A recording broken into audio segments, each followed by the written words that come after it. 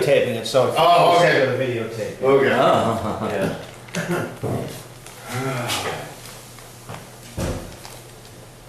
Well, this isn't a church service, but if anyone mind, we'll pass the hat, help out with our gas expenses and other expenses. That would be appreciated.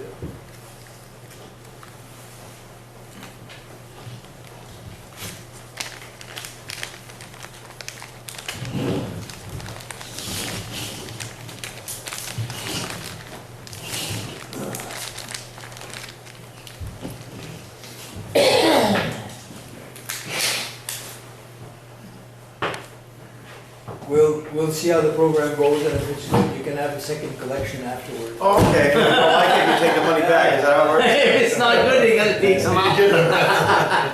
As long as you're empty. What was the story where? I'll put it right here. Okay, where the plane would come by and someone would flick it and get the coins. Because that's when coins used to be worth some money back then. Yeah. Back in the '60s. All I know, there was a guy I used to know back in Jersey, and he'd sit there and he'd sit down at the table, and he'd put $21 bills on the table, and every time the waitress screwed up, he'd take a bill away. Really? The first time he did it, they didn't realize what was going on. After they realized he got good service. There was a fellow that he's since passed away. He was a member of Birch down in the Philadelphia area. He was a jeweler, and he was one of the most very successful jewelry business in just north of the city. And he always wore a black shirt. He looked like a mafia don. And he was a Tony for Tone. Black shirt, black jacket, black tie, big old Cadillac. And he used to eat in this diner near his shop. And a new waitress came and he ordered a pie. He said, a la mode. And she said, you want to heat the pie up? He said, oh yeah, like. She brought the pie with the ice cream melted. Because she put it in the microwave and she melted the ice cream. So, and he gave her $100. You don't have to record that, man. He gave her $100 tip. He said, "This you'll never forget this day, and you'll never melt another ice cream as long as you live." But he used to give tips like that, Yeah, good old Tony. There was a talk show host that was in Philadelphia. It was an obnoxious liberal, and he would always, you couldn't stand listening to him. He befriended him. He said, "I'll take it." He took him like one of the best restaurants in town. Well, how can you say no to that? And within 2 years, he flipped him with patience. Wow. And the guy became, I don't think of his name, one of our best assets. He would have our people on all the time, and he had a huge listenership. Wow. And what happened was, in 1988, we brought a man in from South Africa, a black to expose Nelson Mandela as a communist terrorist. And he was on the show. Anyway, his name come to me. He was on the show for about 15 minutes. He gets a phone call during the break. He says, "Get him off the air." So he said the station manager called me, told me he had to get him off the air. Especially in Philadelphia. Yeah. So we got 15 minutes of truth there.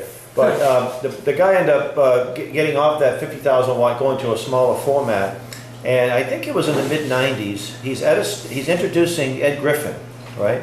At a public meeting, has a heart attack and dies right there. Oh boy. Yeah.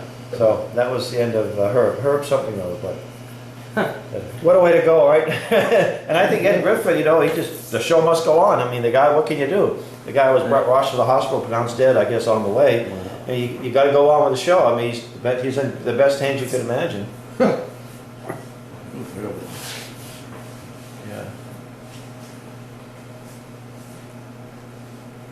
But it's good that you have Jack McCarthy up here, Oh, yeah. on this show. Camp Constitution is going to start a 1 week radio on the same station. What? Yeah, we're going to start it in November, December, half hour. Okay. $25 a show, which is not bad. Mm-hmm. So we sent them enough for 6 months. On talk show? Yeah, talk. Oh, it's going to be, what's the AM station there? 780? 780, yeah. WXME? Well, I think the AM is different, isn't it? Yeah. XME is the shortwave, yeah. The, 1390, 1390, Alan Wiener. I think so. Now, you don't get the station up here, do you? no, it's very weak. Yeah, it's not that. Yeah, if you're on top of the hill, you'll get it. You get down in the valley. Do you listen to it online though? Yeah, Yeah. just to make sure. Well, that guy we met in Bangor, he listens to the show faithfully. He said, oh, I missed it the last 2 days, but everything is archived. Yeah, That's the thing about 1390, it will go south, it won't go north. I guess they direct the tower because of the Canadian border. Oh, really? That's why Yeah. we don't get it. I've known Alan for about 6 years, but not really that well. His wife was the one that, you know, he cleans up nice, doesn't he? I said, they said we're informal, but this is gonna be on national TV. I gotta look at it. How's that look? How's it look on the, pretty good. sometimes the PowerPoint doesn't come across too well on the screen here because, well, that wouldn't look too bad. All right, let me introduce my good friend. Oh, just let me know when you're ready. Roll. All right, good evening, ladies and, actually, just gentlemen. There aren't any ladies here. So, good evening, gentlemen. I want to thank you for hosting us today. And let me introduce our speaker, Dan McGonigle. Now, Dan and I go back probably to a Tea Party event in 2007 at Faneuil Hall. It wasn't really a Tea Party. It was not sponsored by a Tea Party group. In fact, some people believe that's where the Tea Party, the recent movement was launched, at the Faneuil Hall 2007 in the wake of a bad snowstorm. And anyway, Dan and I have been collaborating on numerous projects. Was it 2009, 2010, there was something called the Pandemic Bill, that passed in the Massachusetts Senate by, I think, unanimous. Right, unanimous? And so a number of liberty groups lobbied, and I don't like the word lobby. I like the word telling our employees what they should be doing.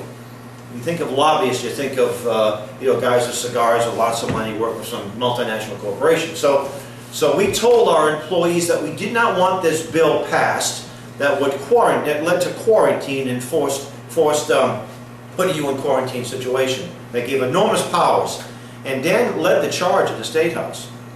And the House of Representatives never voted on it. It died before it ever saw a committee hearing. And Dan and I, this past winter, 2014, we gave press conferences at every single state house in New England plus New York on the Article 5 convention. And we distributed information along with our local members and friends. Of course, here in Maine we did the same thing. A couple of years ago, Dan was working on a book project, and lots of time, a lot of research. I mean, I said, well, Dan, who's going to publish it? I said, well, what about Camp Constitution Press? We'll publish it. And we did last year. I think it came out last July of 2013. Dan will talk more about the book. And Dan is also a graduate of Wentworth. He's a carpenter. He's retired because of an injury, although he still does a little bit. And what's nice is that because he's retired, he's able to come on the road during the week and do these events. So tomorrow he'll be in Holton. And then Saturday he'll be in Presque Isle on Saturday morning. And this is sort of a work in progress. We're going to be tweaking. We didn't have time to tweak all the slides. We're going to put some more visuals in there. But it's a great presentation, and just give Dan a nice warm welcome. Thank you.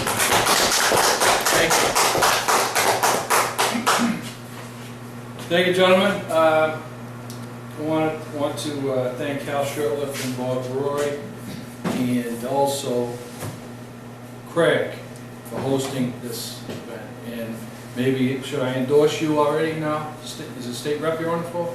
That's what we're running for, that's what we're trying for. I endorse you. I thank you. For hosting this event. This is my third endorsement. The first was from the NRA, and I've got the highest endorsement that they've ever given to somebody who doesn't have a political record. The next was from the pro-life organization for the state of Maine, Right. and I guess I now have it from the John Birch Society. So Absolutely. those are three endorsements that I'm proud to claim. Thank you very I'm much. glad to see the layman's translation of the Constitution up on the board over there. That's very good. Excellent. Okay. Hal mentioned the book that I wrote published last summer, Execute the Laws to Restore the Republic. And I'd like to get a volunteer, one of you three gentlemen, or maybe Hal. And I was reading over on the layman's translation of the government's document that created our government. Could somebody go over there and read, there's one line, read Article 1, Section 8, Clause 15. Read what it says. It's right, the big paragraph, fourth paragraph down, should be Clause 15. Right there, go down to 15 and read that line. No, you had your finger up above. 15, 1-8-15. I'm Okay. gonna step out of the picture here. Right here? No, 1-8-15. Oh, okay. Read that line, please. To call militia to execute laws. Did you say it again out loud? To call militia to execute laws. Very good, thank you very much. Okay, title of my book is Execute the Laws to Restore the Republic. I'm not here to sell a book, I'm here, I'm not about selling books. I'm here Well, we to, won't object if you decide to buy a copy. I'm here to teach, give a introductory presentation on the material. Now, I was inspired in December 2008 at an event called Boston Tea Party 2008 at Historic Faneuil Hall in Boston. There's a gentleman, one of the great speakers, we had a great lineup of speakers, including the president of the John Birch Society, John McManus, and Patriot Pastor Garrett Lear from New Hampshire. And one of the keynote speakers was Dr. Edwin Vieira, Jr. He's originally from Rhode Island and now resides in Virginia. He has several degrees from Harvard University. He's the top constitutional scholar in the country. And just to give you an example, here's a book by Dr. Tom Woods. He's written several books. He's well known in the so-called Liberty Movement. He wrote a book called Nullification. It's about 300 pages long. He's written several books. There's another gentleman that's on Fox, Judge Andrew Napolitano. I think most of you guys have heard of him if you watch Fox. And he's their legal analyst whenever they need some commentary on constitutional issues. And he's written, Judge Napolitano has written several books also, and his books are around the same size as this book, 250, 300, 350, 400 pages. A couple of constitutional scholars. Now, Dr. Edwin Vieira, who I mentioned that inspired my getting involved in this subject, this is Dr. Edwin Vieira's book that he wrote in 2002 and republished in 2011. This is one book, 2 volumes, called Pieces of 8, and it's about constitutional money, the history of constitutional money. And in the back of volume 2 is a sample bill to restore constitutional money and constitutional transactions at the state level. Okay. Now, there was a gold money bill, yeah, I think it was 2006. It was introduced by a New Hampshire state rep in the New Hampshire legislature. The bill didn't end up going anywhere, but that bill that was introduced is very similar to the one that's in Pieces of 8. Now, Dr. Vieira, I don't have the CD handy, but 2012, the same gentleman, Dr. Vieira, he published a book called The Sword and Sovereignty. And that book is about the constitutional principles of the militia of the several states.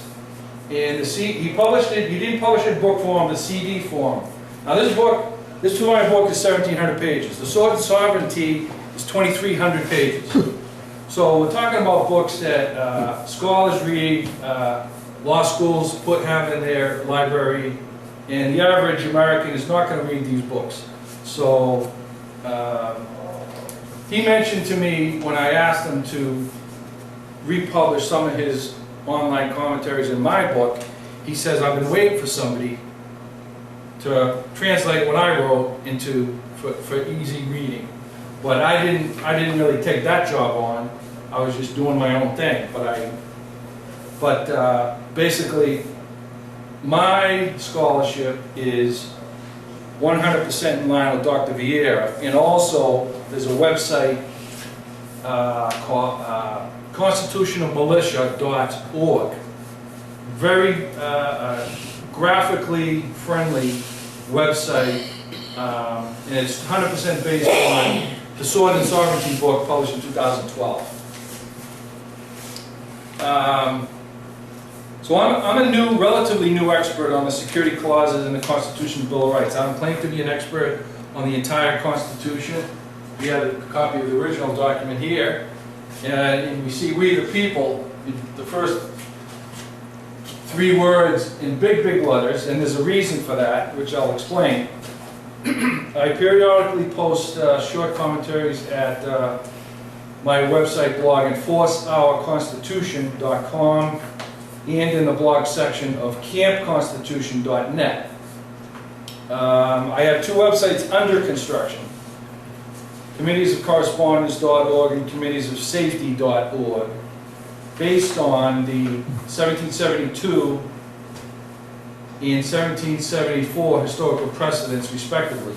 Boston Town Meeting, November 20, 1772, they published a, well, first, let me preface that, 18 days earlier, November 2nd, 1772, Boston Town Meeting resolved to form a committee of correspondence. 18 days later, Samuel Adams had probably already been writing it, but he wrote the report called The Rights of the Colonists, and it became known throughout the 13 colonies as the Boston Pamphlet.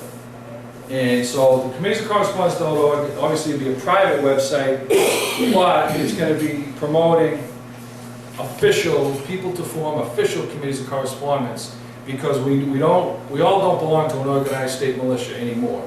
And that's 100 years ago, early 20th century. I'll get into that. It was disbanded. But there's other ways that people can organize themselves. In 1774 was when Committee of Safety was formed by the Massachusetts Provincial Congress on October 7th, after waiting 2 days for the governor to swear them in. They resolved to form the Massachusetts Provincial Congress, and they took control of government away from the British Crown when they formed the Provincial Congress. And 20 days later, October 27th, 74, they resolved to, for the purposes, after debating for 20 days on what needed to be done for the defense and safety of the province, they formed a Committee of Safety. And what the Committee of Safety did, they gave the Committee of Safety civil control through the Provincial Congress, civilian control over the county and local militias. It was already on the books. Pre-constitutional and colonial militias had been on the books since the 1600s. So, and these 2 websites will be in order to assist we the people in officially reasserting the superseding rights, duties, and powers. And that will promote the reassertion through published documents can be done through the committee of correspondence, and I'll have drafts of those on the website. They can reassert in their community, in their county, and in their political district, such as the state rep district. Our overall goal for the 21st century America is to restore the republic by restoring constitutional government operations through execution of the laws. You saw it up here on the layman's translation of the Constitution, Article 1, Section 8, Clause 15, which include constitutional security. This is constitutional government operations include, in execution of the laws, include constitutional security, constitutional money for economic security, and that, the economic security, the gold money bill, restoring constitutional money, that actually is in the forefront. That's I think everybody can understand the money, the way the banking and money system is operated now. And constitutional enforcement, or enforcement of what Article 6, Clause 2 specifies. this Constitution and the laws made in pursuance thereof. Or, what Article 1, Section 8, Clause 15 enumerates, the militia to execute the laws. And that would be going to the Second Amendment, when necessary to the security of a free state. Clause 15, execute the laws, is the Constitution's enforcement mechanism when necessary. Amending the Constitution is not called for at this time. What the pro-con movement is promoting today, there's no need for it, it's not necessary. Restoration of the existing document is what needs to be done. Constitutional governmental operations. What is one of the main goals towards achieving necessary restoration? Legislative goal of restoration, of the restoration process. Pass 1 or 2 bills in the several states' legislatures. And at the bottom, you can see the several states means all the states. Passing 1 or 2 bills into law that will restore constitutional money and transactions, and that will revitalize the enumerated well-regulated militia of the several states that are, when necessary to the security of a free state, enumerated to execute the laws per the Second Amendment, Clause 15. So simply pass 1 or 2 pieces of legislation in the states. Okay, that's the intro.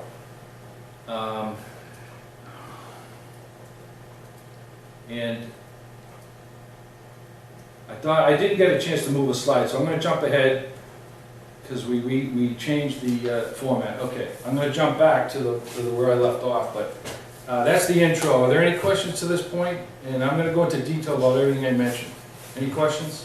Oh, go ahead. In 1963, John F. Kennedy passed the Federal Reserve Act, and he was shot before it was ratified. That was, I believe, you're talking about an executive order about implementing United States notes versus Federal Reserve notes. Right. Right, I'm aware of that. Isn't that in accordance with Article 1, Section 8? I don't know what clause. I'm going to get into that. Okay. I'm going to be quoting two clauses in Article 1, Section 8 that I put under economic security. I'm going to get into that. Okay. What I have here is a list of some of the documents that I'm going to be referencing. The Mass Bay Colonial Militia Act of 13 December 1636. Now, the reason I would mention Massachusetts prior to 1820 is because Maine, their constitution was written in 1820, and prior to that, Maine was part of Massachusetts. So, to go back, if you want to use colonial statutes as a basis for restoring what Maine and every other state should do, you'd be going back to the Massachusetts colonial statutes before 1820, and then take it from there. And I'm going to be getting into the Maine Constitution and the Maine revised statutes. The next, second in line is New England Confederation of 1643. There were 4 colonies party to that. Plymouth Colony, Massachusetts Bay Colony, New Haven Colony, and Connecticut Colony. The Boston pamphlet, which I mentioned previously, Boston Community Correspondence, Suffolk County Resolves, that Suffolk County, which is Boston and surrounding towns, 1774, approved by Continental Congress, Mass Provincial Congress and Committee of Safety Journal, Articles of Confederation and Perpetual Union, Massachusetts Constitution 1780, U.S. Constitution, Bill of Rights, Federal Militia Acts, May 2nd, May 8th, 1792, Massachusetts Militia Act of 22 June 1793, Maine Constitution 1820, no if there's 1828 definition of militia, the repugnant Federal Militia Act of 1903, the repugnant 1916 NDA, and the Maine revised statutes. Massachusetts Bay Colony Militia Act of 13 December 1636 ordered the organization of Northeast and South regiments. This was the North Shore of Boston, and the South Shore of Boston, which was part of the Mass Bay Colony. New England Confederation 1643 ordered all males 16 to 60 years of age, 16 to 60 in the document, to be prepared for the common defense of the 4 colonies party to the agreement. 20 November 1772 report, which I mentioned, of Boston Community Correspondence, asserted that government was instituted for the purposes of common defense The grand end of civil government is for the support, protection, and defense of life, liberty, and property. And before I go on, I just want to mention, this similar language is in life, liberty, and property, pursuit of life, liberty, inalienable rights being life, liberty, and the pursuit of happiness 4 years later in Jefferson's 1776 Declaration. Well, Sam Adams and Thomas Jefferson didn't just pull this language out of a hat. The laws of nature and nature's God, 1776 Declaration. John Locke, 1690, he wrote about the laws of nature. Thomas Hobbes, 1651, in the Leviathan, wrote about the laws of nature. And Locke called the grand, like Sam Adams later, he said the end of civil government was for the common defense of life, liberty, and the state. Locke, that was Locke, 1690. Okay, this Sam Adams wrote The Rights of the Colonists, became the Boston pamphlet. It was published in London throughout the 13 colonies. And it's in it was in a similar format, and here it is online, printed out. And it's a similar format to the Declaration. It lists the rights of the colonists, and then at the end it lists the grievances. So it was a reassertion of the natural rights of man, basically, Rights of Man. It was a book written by Thomas Paine. Okay, that's Sam Adams. The Adams 1772 report in Jefferson's 1776 Declaration, like I said, they got this information from the earlier English and Scottish philosophers of the Enlightenment. John Locke, I got ahead of myself here, but he asserted that the end of civil government is the common defense of life, liberty, and the state. Okay, the first law of nature is, as asserted by Locke, Hobbes,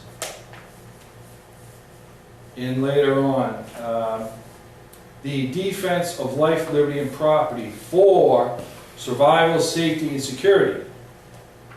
Now, the first law consists of both the right of individual defense and the power of common defense from government. Both the right and the power were declared as duties in civil society. The authorized duty and power to collectively defend the rights of the people was French political economist Frederick Bastiat's general description of and definition of the law in his short book of the law. Now, I don't have it here. Oh, here it is right here. It's also available over there. Frederick Bastiat, The Law, published in 1850.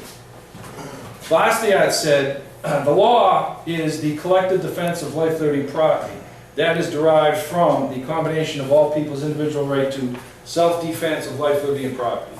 Comparing Frederick Bastiat's The Law with Samuel Adams and John Locke, we can determine that Bastiat's definition of the law is the same as the end of government, and vice versa. The end of government is the law.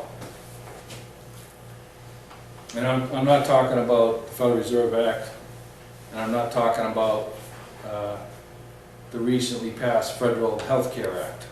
Those are not law, and you'll understand that later on through the presentation.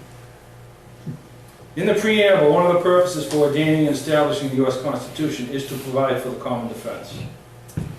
There's Bastiat. Each of us has a natural right from God to defend his person, his liberty, and his property. The U.S. Constitution, Article 1, Section 8, Clause 1,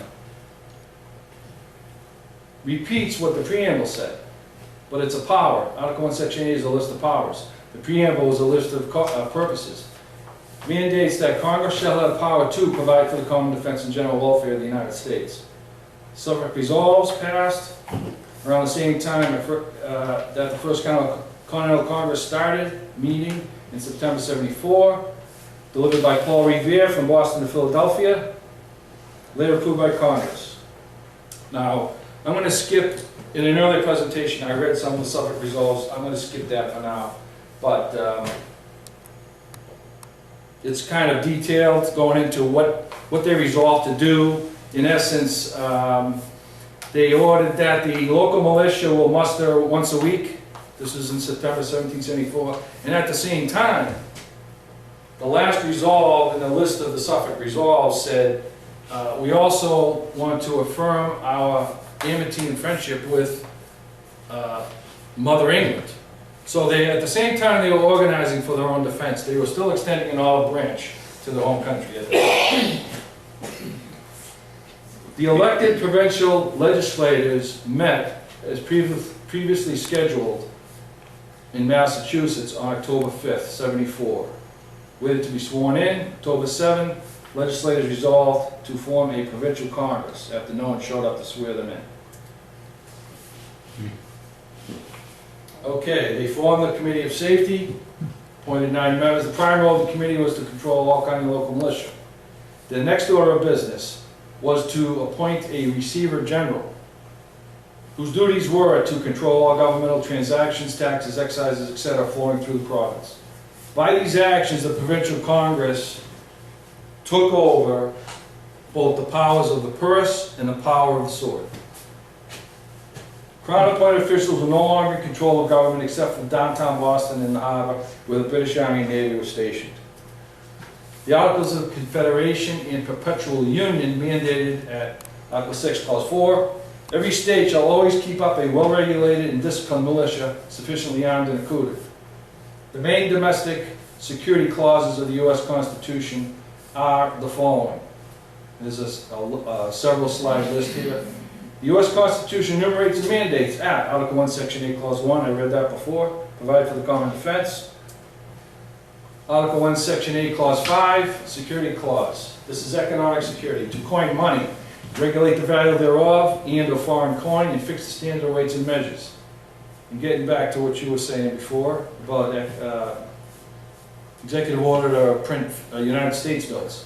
Article 1, Section 10, Clause 1. No state shall coin money, emit bills of credit, or, bills of credit, paper money, or make anything but gold and silver coin a tender in payment of debts. So, anybody that works for government, or the state government, because they're talking about a state, any state contracts, all that is supposed to be paid in some form of gold and silver coin, which it could be electronic.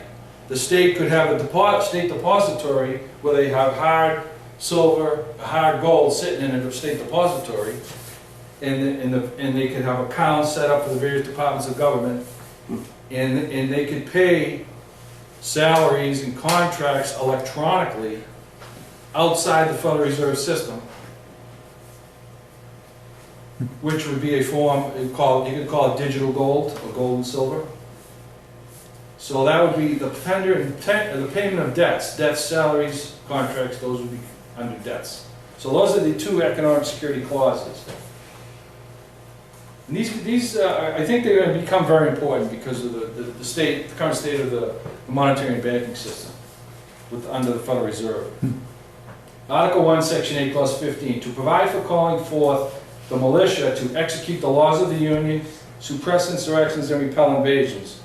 Now the Union, the laws of the Union encompass Constitution, federal law, federal constitutional law, constitutional state law, constitutional county ordinances, and local ordinances.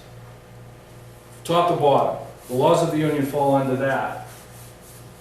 And we know that, well, I may not have mentioned it before, but the militia is a state institution. And when I quote a later clause, it's in Article 2, under the President's powers, he's the Commander-in-Chief of the Army, the Navy, and the militia of the several states when called into the actual service of the United States. So the militia of the several states, therefore, the militia is a state institution. But here in Clause 15, we have the militia executing the laws of the Union. So that would include the United States. The Guard?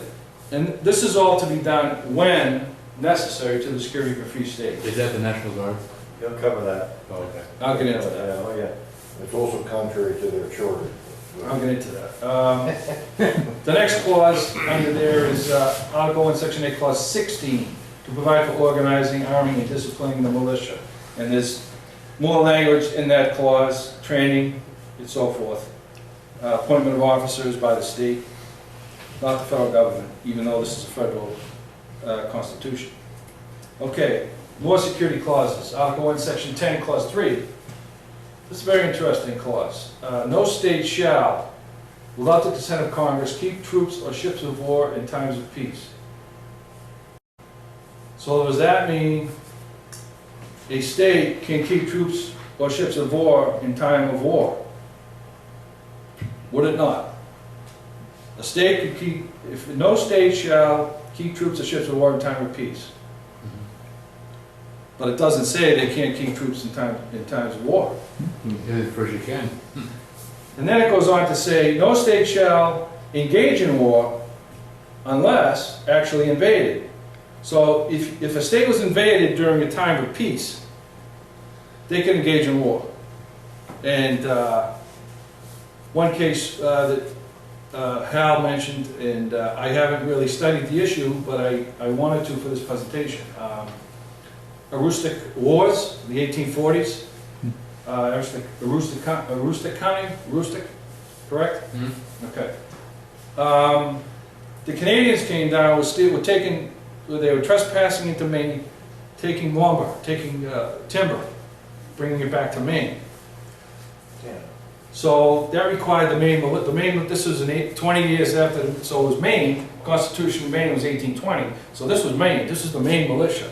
They were brought in and they had to take care of that situation. And I don't think it ever ended, I don't think it ended up in any shots actually being fired, but the situation was resolved. Okay, no state shall engage in war unless actually invaded or in such imminent danger as will not admit of delay. I think the director of the FBI recently said, we are in imminent danger from ISIS. I was also just curious, what about all the Mexicans and the Mexican drug lords coming across our southern border? That would be imminent danger. They're kidnapping people, they're bringing them back across the border, Right, and everything else. the 4 states on the southern border. So if that would be the case, we could go into a state issue with the Arizona Act that would be contrary to the federal government saying immigration is a federal act.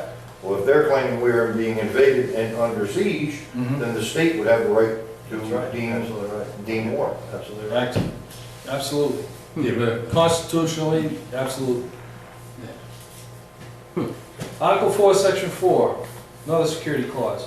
The United States shall guarantee to every state in this union a republican form of government and shall protect each of them against invasion. And on application of the legislature or the executive, that would be application of the state legislature or the governor against the domestic violence. So not only should the state defend themselves, the United States government should protect each state against invasion by the president calling forth the militia of the several states and going down to the place of rendezvous, which would be the southern border. So not only can 4 governors of the 4 southern states call out the militia, if they had a militia, the president actually should be calling in the 4 southern state governors and saying, come on, what do we got to do? I'm the commander-in-chief of this thing called the militia of the several states. Let's reorganize what was disbanded a century ago, which I'm going to get into this disbanding, and let's deal with the situation on the southern border. That's what should be done. Go ahead. Somebody got a question? yeah. Can't the 4 states, 4 governors do that? They can do it. On their own? On their own, and they should. But the federal government will intervene, as they did in the past. They may try Yeah, they will. extra legally. Yeah. Unconstitutionally, they can't because the Constitution says right here, a state can engage in war when invaded. A state can engage in war when invaded, when actually invaded, or in such imminent danger. The president couldn't do, constitutionally, he wouldn't be able to do zip. Unfortunately, you shouldn't be there. Extra legally, which, this extra legal, what I call the Matrix from the movie, the Matrix series of movies. They talk about taking the red pill or the blue pill. I call it the 20th century was the building of the century-old Matrix. It's a lot of it is false, unconstitutional color of law that we're operating under. So that's, obviously that's where the power is right now. Department of Homeland Security, FBI, Department of Justice, et cetera, et cetera. But those are. But But the Department of Homeland Security is an unconstitutional that's entity. right. I asked a state rep that both Hal and I know from New Hampshire, I said, Dan, show me in the Constitution where the Department of Homeland Security is enumerated to be formed and created. He was humming and ahhing and looking through the Constitution, but he couldn't give me an answer. No, there. And this is a guy who's he's promoted some good bills in New Hampshire, but he couldn't give me the answer to that one. Okay, security clauses in the Bill of Rights. We all know what the Second Amendment says, and I'm focusing on the militia being necessary to the security of a free state. Now, comment about. I thought the Second Amendment was about hunting and No. target practice. There was a false argument that was going on in the 1990s, and the gun grabbers were arguing that the Second Amendment was for the militia only, and the right to bear arms was for the militia only. What a militia. And the pro right to keep and bear arms people were focusing on the right to keep and bear arms, and they had good research and good backup. But they were ignoring the first clause. They were ignoring the militia part of the clause, the power. They were researching and giving a good argument on the right, but they were ignoring the power in the first clause. Well, the power exists and the right exists. They both exist. They're supposed to be together. They're not supposed to be mutually exclusive, like the 1990s arguments were saying. It's either the militia or it's the right of the people to keep and bear. Well, it's both. They both go way back in history. Militia, I'll show you the 3 regiments in Boston, 1636. Okay, 10th Amendment. Now a lot of the pro 10th Amendment, pro nullification, state nullification people, they ignore the Second Amendment. But I would propose that, read it here, the power is not delegated to the United States by the Constitution, nor prohibited by it to the states, are reserved to the states respectively or to the people. So the states have powers that the federal government doesn't have, and the people have powers that the federal government doesn't have. Okay, the people have powers. Okay, what power? The Second Amendment, the first part of the Second Amendment is the power of the people, because who composes the militia? We the people. And I'll get into that further. So the Second Amendment people, the right to keep and bear arms people, and the 10th Amendment people, they should all get together in a room like this and start agreeing on things rather than staying separate. Okay. We surrendered our rights. What's that? We surrendered our rights to the federal government. Well, Through indifference, through a lack of knowledge, through a lack of history. We don't even know we have rights anymore. most Americans aren't aware. This is, I'm not trying to educate all Americans. I'd like to just focus on the so-called liberty movement. Yep. And get all those people in agreement. And we have 80+ million gun owners in the country. That's a big army right there. Bigger than any. Largest standing army in the world. I think I read somewhere that the permitted hunters in Michigan are bigger than any army in the world. Something to that, and maybe Michigan has a larger population than Maine, but that may be true in Maine too. Well, Jeff H. said they wouldn't invade America because we have the largest standing army in the world. Right. I think There'd be a rifle behind every blade of grass. Pretty much. Right, but in World War II, the militia didn't exist anymore. but the Japanese didn't know the Constitution as well as Dr. Vieira knows the Constitution. They Okay, know better than we do. yeah, right. Okay, the Federal Militia Acts of May 2nd, May 8th, 1792. These two militia acts, federal acts, correlate directly with Article 1, Section 8, Clause 15, to execute the laws, and Clause 16, which is the organization of the militia, and that's up there too, organization of the militia. Now this is important. In the May 2nd Act, which is the execution, what powers the militia has, the president has the power to call them forth. This is very important. Sheriffs ignored, I haven't heard Sheriff Mack mention it. The Constitutional Sheriffs and Peace Officers Association, I haven't seen them publish it.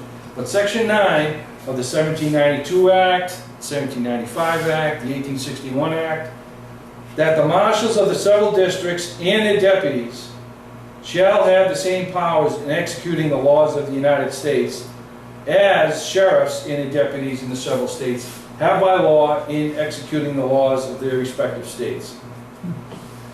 So you could say that the marshals would be executing the laws in the territories back then, and we still have marshals.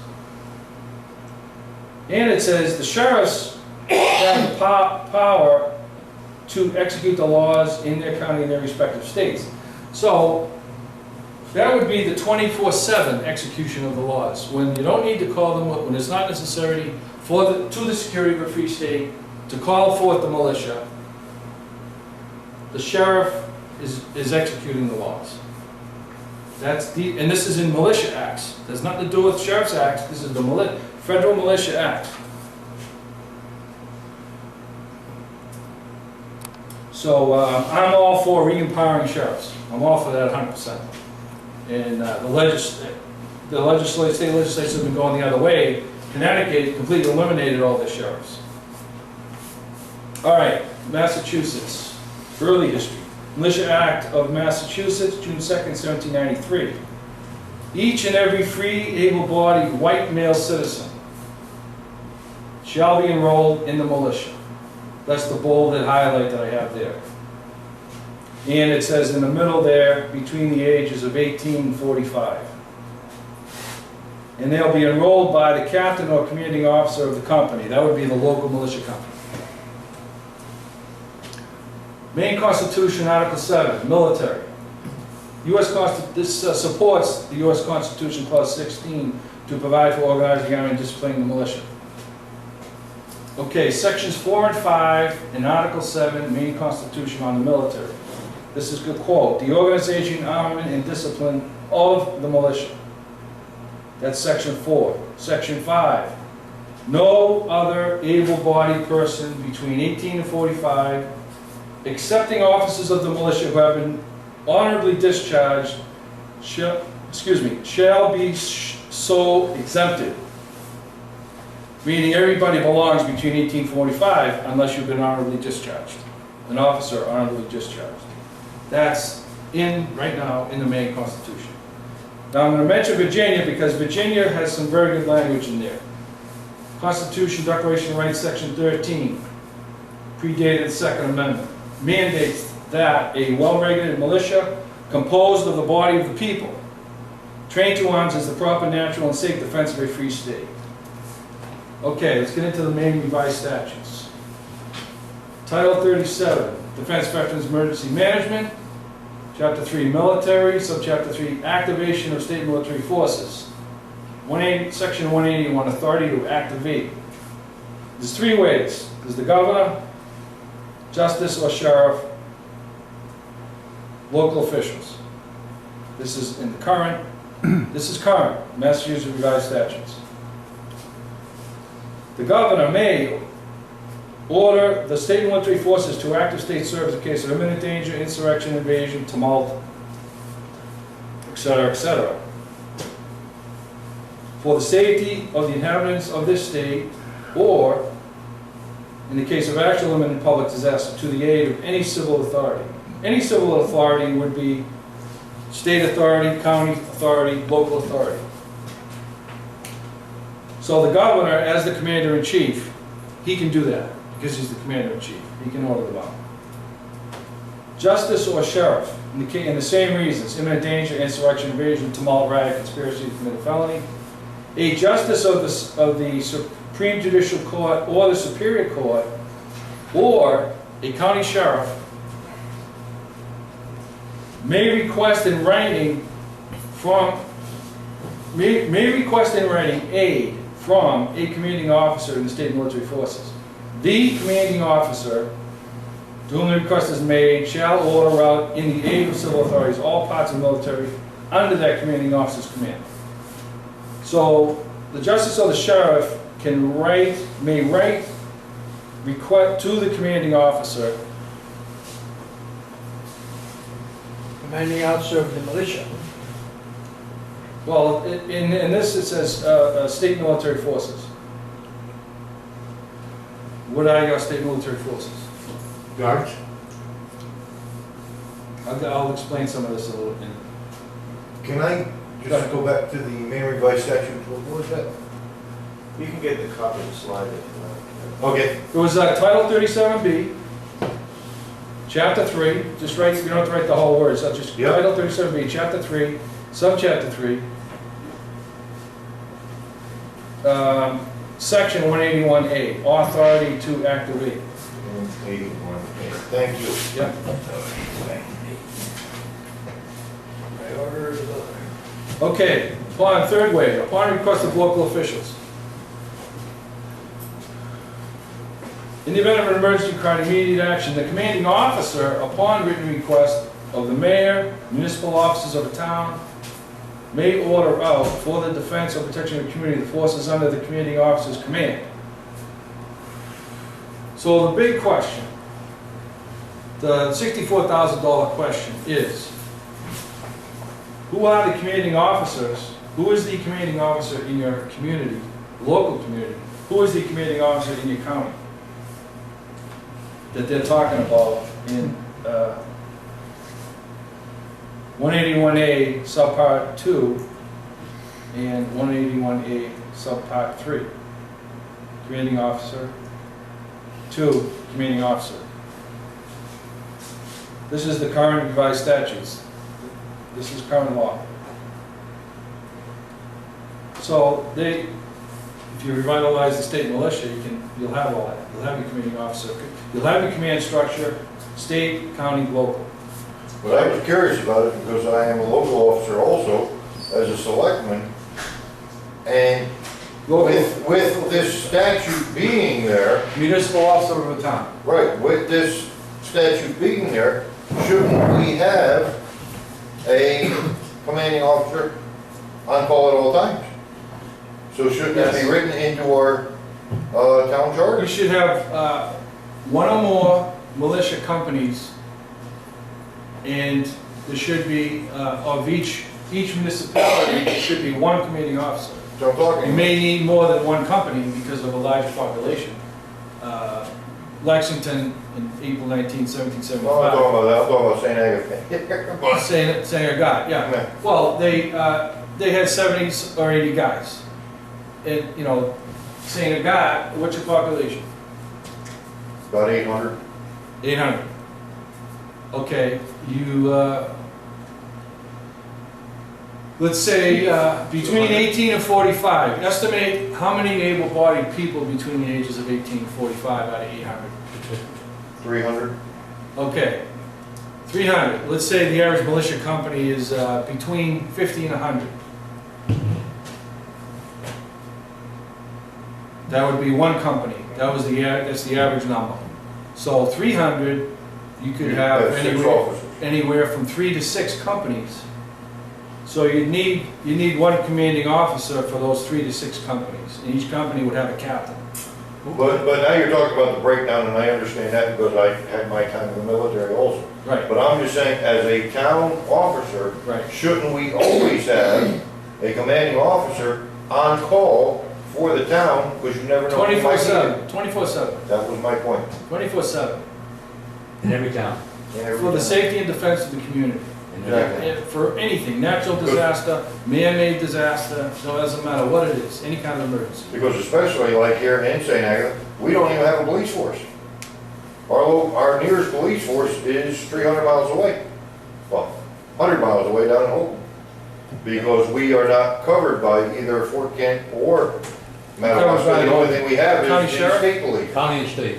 County sheriff? County and state, both of them operate basically out of Holton and Presque Isle. Either way, you're looking at over 60 miles, Well, minimum, Where is the county sheriff's department? Presque Isle, How far away is that? 60 miles. 60 miles. they have officers. So you definitely. Oh, yeah, they have officers, but You the actual definitely- thing is 60 miles. You definitely need. Police barracks in Holton is 100. Well, In technically, in a situation like that, you definitely need somebody local, who could be on the spot in 5 to 10 minutes, technically, any emergency. there's 7 state police patrols in Troop F, which is Aroostook County, in northern Penobscot. And there are 3 officers per zone, so that's 21 officers if everybody runs up the park. And you've got them dispersed throughout the county, like the deputy sheriff as well. And technically, a police officer, deputy or trooper, can respond in a situation where they lack a commanding officer. So if you had 300 members of St. Agatha Militia, you could take care of anything you wanted to take care of. Anything, you'd be all trained in any emergency, you'd be trained in safety, health, everything. And you wouldn't have to wait for the 60-mile-away sheriff or the, And that's my point, I understand your history with the state police, but how many towns are there in Aroostook County? And you just said we have a maximum of 29 police on call at any time. I know. That's why we should have it at a town, and I'm talking about as a selectman, that I need to bring this up at one of my meetings and say, this is something as a town that we need to do. And I completely agree with that, completely. But I'm saying the lack of, a law enforcement officer will have to do. But if you brought this up to the community, it would be rejected. Because the word militia makes people cringe. well, you know what we could do? But these things aren't brought up to the community because they're already in the main revised statutes, which means they're called for by the community, which means that the town officers should be acting But upon. that was written way ago. This is main revised statute. You know what the town could do? Is it? This is what, remember I mentioned before the committees of safety? Yep. Okay. If you had all volunteers, and anything that you needed as far as materials and equipment, pay for that. But volunteers, right? You elect a local, St. Agatha Committee of Safety. Local ordinance, right? Whoever the best qualified, all the people you want in the community to do that. And you just make policy. Or For your St. duty Agatha. is- According to municipal policy, I believe, the town selectman, the head selectman, is supposedly the commanding officer. But that's a civil thing instead of a military or paramilitary. Civil, right. You Only might- only the governor of the state has a military position and a civil position. Right. But we need a paramilitary position and along with, Well, you could, well, to handle you need a military if it was an invasion. If it was an invasion. Yeah. But for safety, you could just have safety, you could call them safety officials. You could call them health officials. I don't know if you guys have health officials Historically, in the though, town. the civil officials were exempt from serving in the militia. Some So were. a selectman would be exempt, right? They would be the civil authority Right. above. But they would The control local the militia, militia. but they wouldn't be members of it, direct members. But controlling commanders. they'd be like Congress over the army. Right, they couldn't be the military Right, commanding I officer. understand that. Right. But up until But such as you were time. saying, if we would appoint, shall we say, a safety officer, and in his duties, commander of the militia was one of them, that would suffice. Right. Have the town appoint a committee. If the town, you Oh, have yeah, you said we need Your a safety committees. committee, everybody your before. committees. Like you Right. said, And militia- in the qualification would be commander of the militia. But then, that would At require, any future such time as the militia is revitalized, up until that time, let's form this committee to handle any emergency. correct me if I'm wrong, but aren't we now the militia?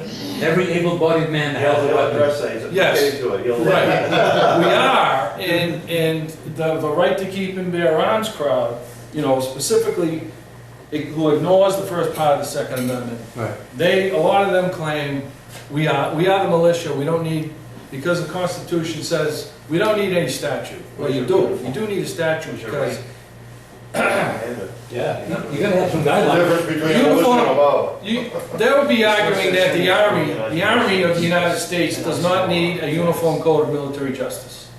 That's the same Good argument. point. How could the Army operate without any rules and regulations? Good, not effective. Right, so if somebody's saying, we're the militia, but you don't have any rules and regulations, I agree with you. you gotta have them, You gotta have them. yeah.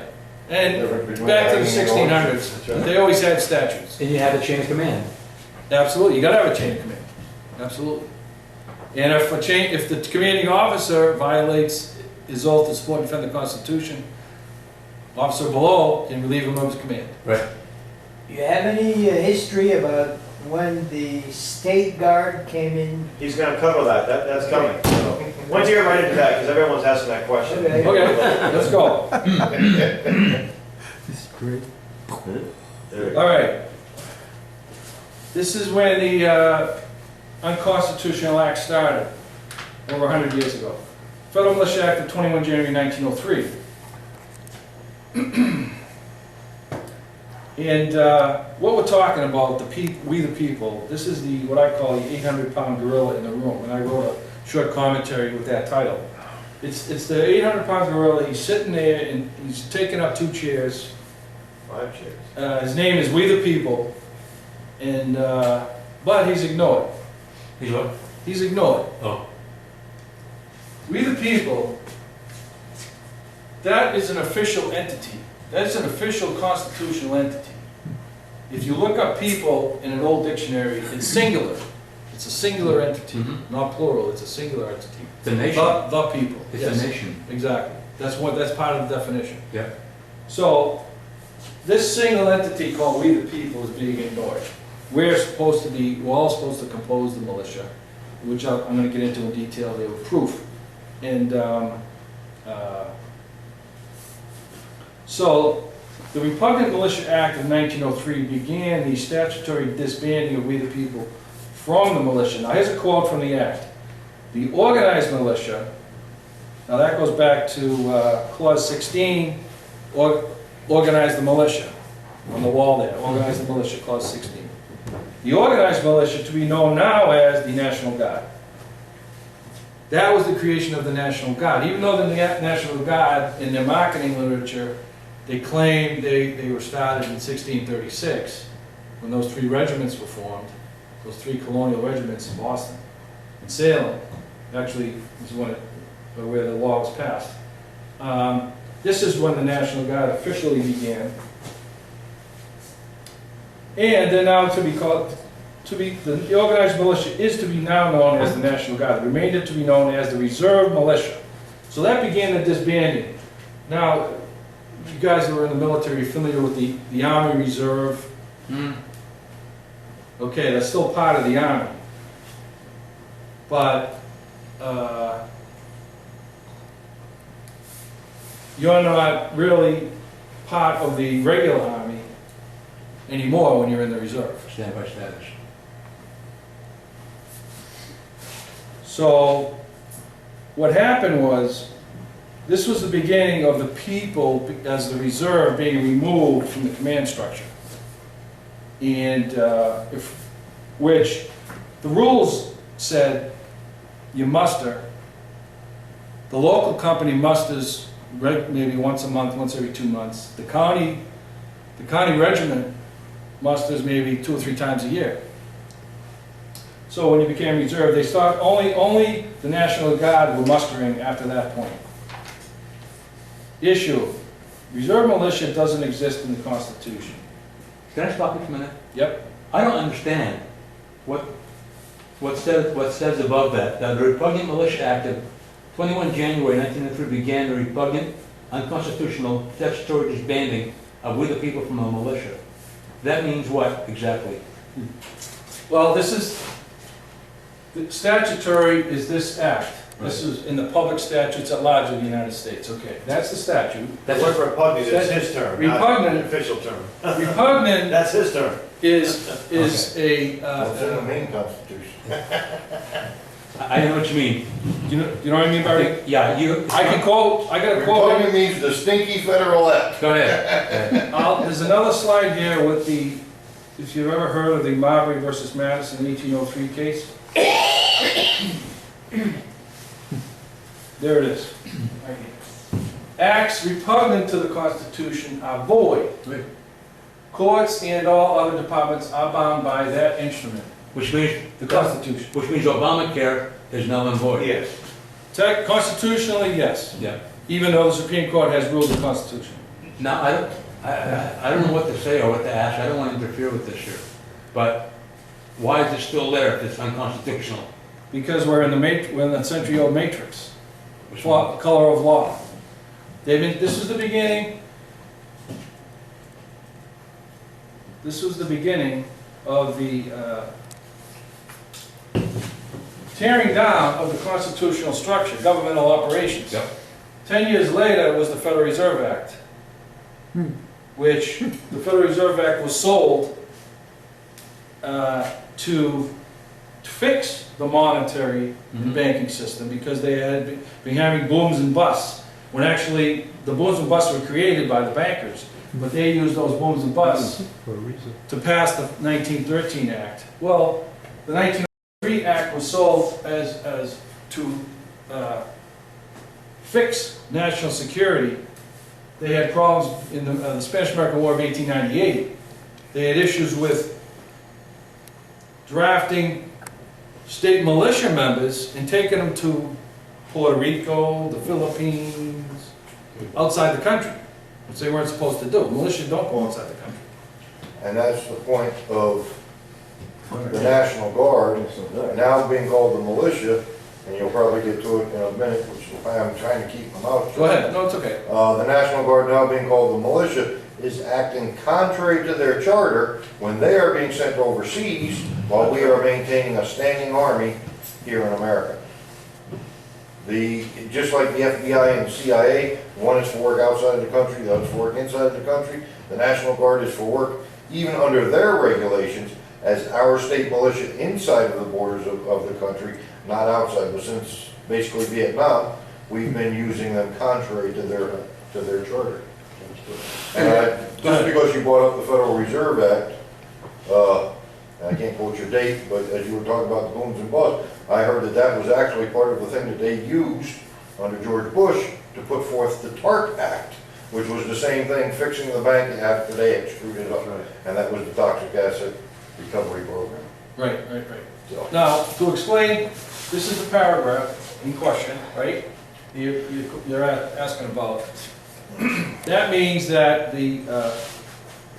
when they said the organized militia to be known as the National Guard and the Marine to be known as the Reserve Militia, okay, the Virginia Constitution says the body of the people compose the state militia. Yep. Every state was exactly the same. Every 13 colonies was exactly the same. Every state was exactly the same. Definition. And so now what they're doing is they're creating an extra constitutional entity, extra constitutional. The National Guard isn't mentioned anywhere in the Constitution. And the Reserve Militia isn't mentioned anywhere in the Constitution. Just the militia. The militia, well-regulated militia, and militia of the several states. The word militia is 6 times in there, and it's in those, it's either the militia only, 3 times, it's the well-regulated militia in the Second Amendment, it's the militia of the several states, in Article 2, Section 2, Clause 1, about the President being the Commander-in-Chief of the militia of the several states, when they call forth into actual service of the United States. But when it says militia, Right. that means regulated, well-regulated, wouldn't it? Yes, That's the nature, that's the nature. Unorganized militia necessarily is an oxymoron. Yeah. There's going to be a definition coming up from Noah Webster's 1828 dictionary, a definition of the word militia. So what I mean by unconstitutional is that by making the people reserve, they're supposed to be organized. They made the National Guard the organized, and Clause 16 on the wall there says organize the militia, composed of the people, in parentheses, composed of the people. But here, they're saying, instead of organized militia, you're going to be the reserve militia. So that's what I mean by being repugnant. Marbury versus Madison, Right. repugnant to the Constitution. Right. Repugnant, unconstitutional, statutory because it was a statute, disbanding, of the people. So it's null and void. It's not. So constitutionally, absolutely null and void. But see, I can write a paper and make a good argument, and no one will rebut it. Nothing I've written has been rebutted, because I'm with Dr. Vieira. I'm with the guy that writes 2,000-page books. And I could write a paper saying that we're not under this 1903 in the 19th, we're not under U.S. Code, Title 10 U.S. Code, Section 311, which is the composition of the militia, which is going to be coming up. It's essentially, it's about the National Guard and the unorganized militia. We're not under that. We're not under the 20th century constitutionally. We are under the act I mentioned before. the laws of nature and the Second Amendment is everything I need. That's what we're under. We're under this, Clause 16, organized, arm, and discipline the militia, and we're under the Militia Act of May 8th. That act followed Clause 16, organization of the militia. And I have that. I don't want to read it, the whole thing, but I have a piece of paper here. Here it is, right here, the one that I have folded up. This is the public statutes at large. This is the act of 1790, May 2nd, and the May 8th, 1792. Very long. The organization, all command structure. Well, it's pages and pages and pages of command structure in there.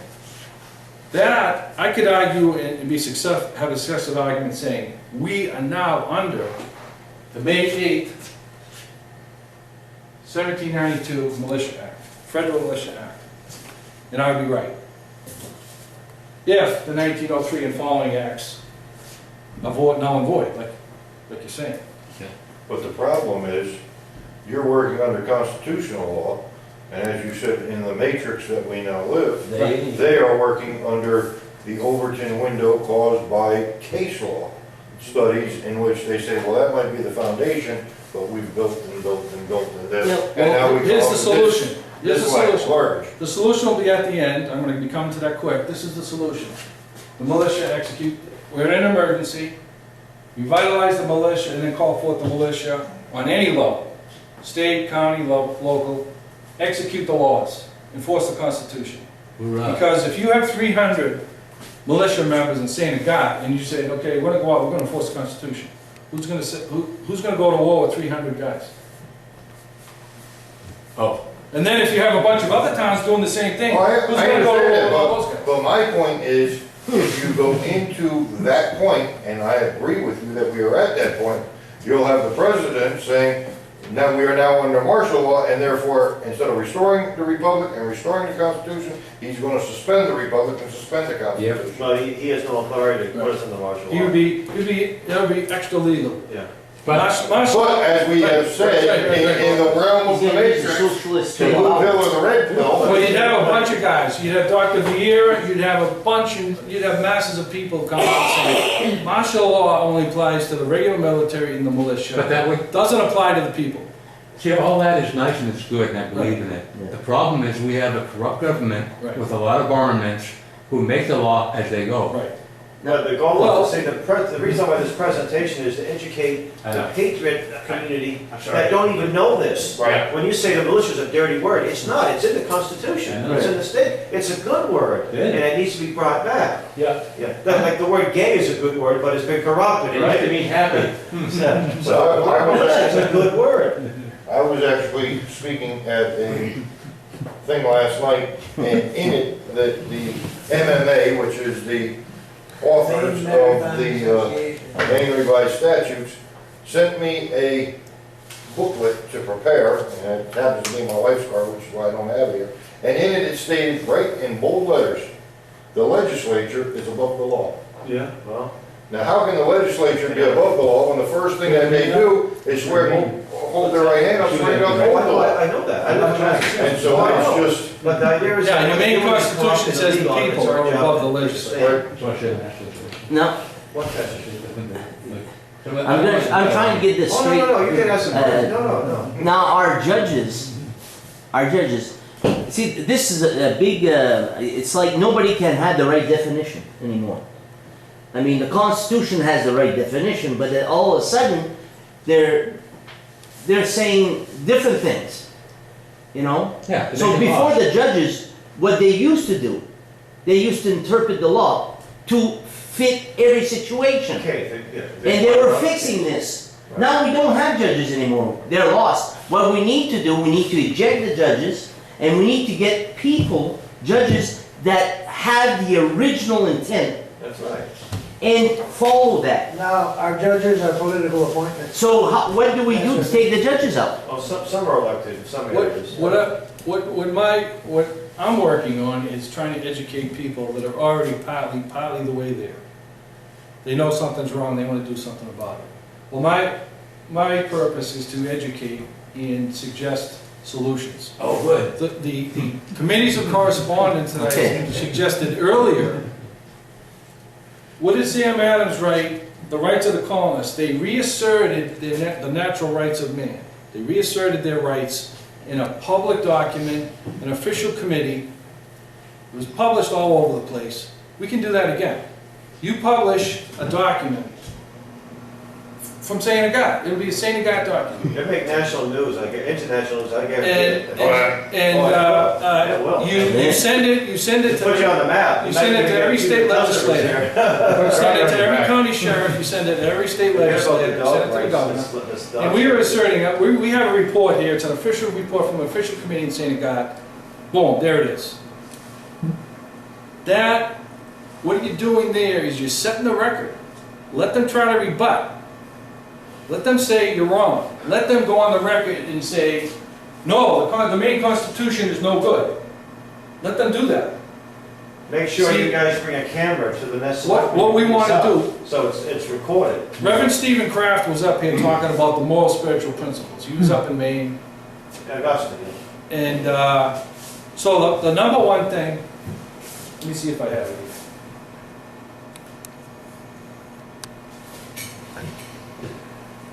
You just passed it there. Take the moral special high ground. Where? It's not, right there. Right there. Oh, keep on passing. Right there. Oh, okay. To restore the republic, take the moral, spiritual high ground. Take that high ground, you maintain that high ground. You don't waver from it. You take that high ground, then educate yourself, come to these kind of meetings, self-educate, and then you take the constitutional high ground. Write the report, you publish it, you give it to your elected reps, you organize in your community, you instruct your legislators, pursue the remedy. The remedy would be a bill. A bill to restore constitutional money to revitalize the militia of the several states. And then follow through with that. So, if you maintain those two high grounds, the moral spiritual high ground, the constitutional high ground, let them try to knock you off. You write your reports, you publish your reports, they can't knock you off. If you stay right in those bounds, the moral spiritual constitutional bounds, you can't be knocked off because you're in the right. Maintain your right. So that's the solution. And where was it? Okay, this was the act. This is where the organized militia phrase came from, the 1916 National Defense Act. And the problem, the issue, unorganized militia doesn't exist in the Constitution. Okay, I'm going to skip this page.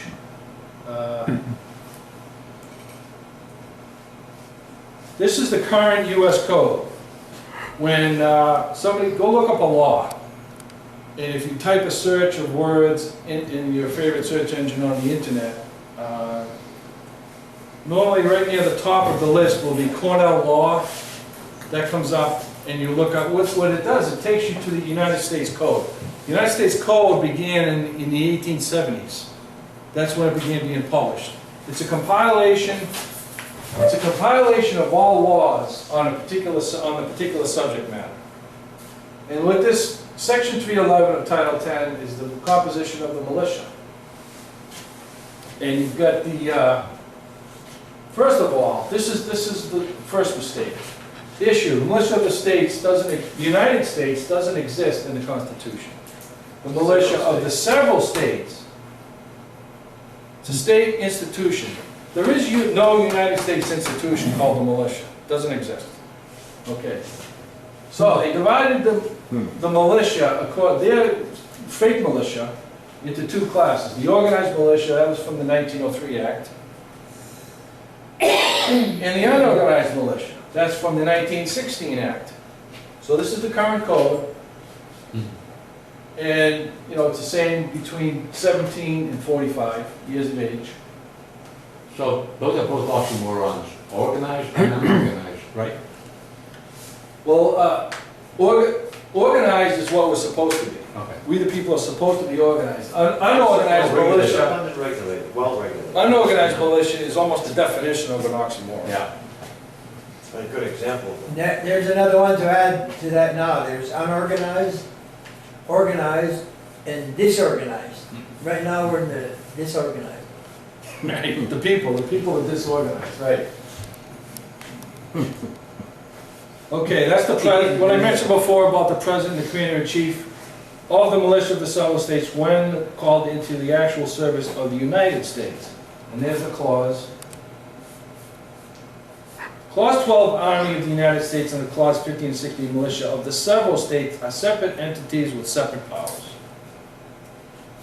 The 1903 Act, the 1916 Act, and other early 20th century acts resulted in the current 10 U.S.A. 311 composition of the militia, which is false militia or unconstitutional. Marbury v. Madison, acts repugnant to the Constitution are void. Courts and all other departments are bound by that instrument called the Constitution. Article 6 states that laws must be made in pursuance of the Constitution. These early 20th century acts failed to meet Article 6 requirements, violated Clause 16, organization of the militia, disbanded we the people, created constitutionally non-existent, unorganized militia, violated the explicit separation of powers between the Army of the United States and the militia of the several states. They have the National Guard is wearing two hats at the same time.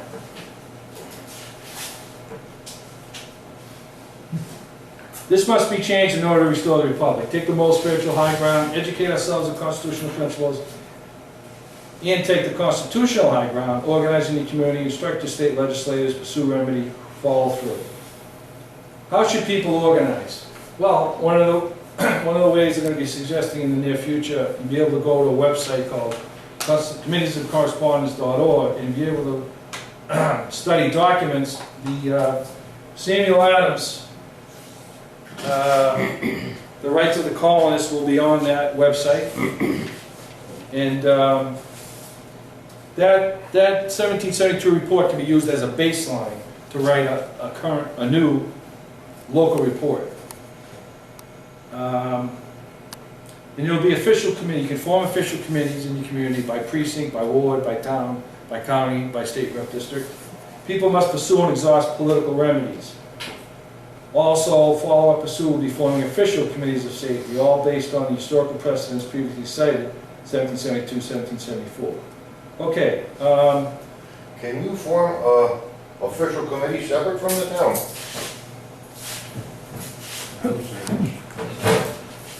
Well, what you could do, you could go into the meeting, the local meeting laws, public meeting laws. How do you initiate a public meeting?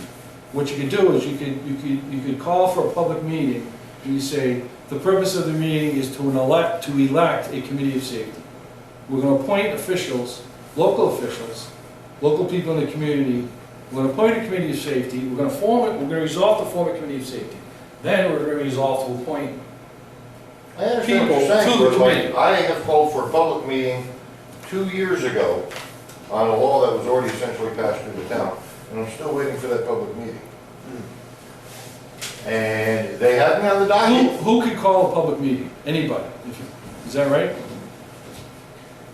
How did you go about calling Yes a and public no. As I said, I'm a selectman, and I call it through the selectmen's committee, and it's been on the docket for close to 2 years right now. So to have a public meeting, you have to get their approval to have a public meeting? Yes. Can you do a petition or like a discharge petition? Mine was done through petition, and I actually did 6 petitions, Really? because the first 5 were rejected, and they kept backing themselves into a corner until they say no anymore. How many selectmen are in town? 5. So how many of them are patriots? 1? 2. Well, we got at least 2. So- They got 2 of them So sitting there. there's 3 of them, there's 3 of them that are a problem, right? So you gotta get rid of one of them, and then you can take some action, right? But my point is, And once you form a Well, the coalition, thing- you gotta arrest the other 2. I think the thing they're. they have bond committees and stuff like that. You have association committees if you're in a condominium. So can you form an official committee without necessarily being a part of the government? Or separate from the Well, government? first you have to run it through MMA. MMA Association. Yeah. I would They're say, official. can you have a public meeting without the selectmen's approval to have a public meeting? Can you call for a public meeting? Should be. Well, that's, But doesn't have That's, anything to do with that doesn't have any weight in binding, and that's the point, you know, if you get 3 selectmen together, technically they can't even meet on the street because they formed a quorum. And therefore, you know, The selectmen, but if you get 50 people standing together with no selectmen, it's just 50 people. as I said before, the Declaration and the Constitution preempt, federal Constitution, absolutely say, we the people are the supreme authority, second only to the laws of nature and nature's God. So, the selectmen are underneath the people of St. Agatha. So if the people en masse say, we're gonna have a public meeting, if you don't like it, too bad. And you announce the meeting and get everybody to go to the meeting. And say, we're in charge, we want a public meeting, we're in charge, and you're refusing to have a public meeting, we're gonna have a public meeting. How many people in St. Agatha today, if they heard this, would agree that we need to form a local motion? Or a committee of safety For first. committees of safety? I think probably get 40 or 50. Okay, that's pretty good. Right off the top of my head, I can speak with probably 40 or 50. But the thing is, and that's where they would get into it, is at a local level, you are in a democracy because you are acting separate from the representative government, which is your elected selectmen. And so these things, that they don't hold the weight. Well, And if you get the 50 people together to write a petition, well, then the selectmen say, okay, well, we'll place that on the docket, which as I said, I've been on the docket now for 2 years, still waiting for that meeting. do it outside the docket, call your own public meeting. And that's what I said, can you? Because you're in charge, the people are in charge. Can you form a committee? Because one of the things that is said up there, like when you were talking about state, 10th Amendment, you have the authorities not given, or powers not given to the federal government are reserved by the states, and those not given to the states are then reserved by the people. So can the people get together and form themselves into a legal Absolutely. organization separate Hal, from? go Okay, ahead. let's wrap it up. Go ahead. Then we can do things. All right, informally. go ahead, wrap it up. No, just do your close, and then we All right, can do things well, informally, because. I want to thank the John Birch Society for sponsoring this event. I want to thank Bob Roy and Craig, the new state rep to be, and Mr. Hal Shurtleff of the John Birch Society for sponsoring this event. And I encourage everybody that sees this video to look into the material and think about what's been stated here. Thank you very much. And the book's on Amazon. Execute the Laws to Restore the Republic is on Amazon.com. Thank you. Thank you very much.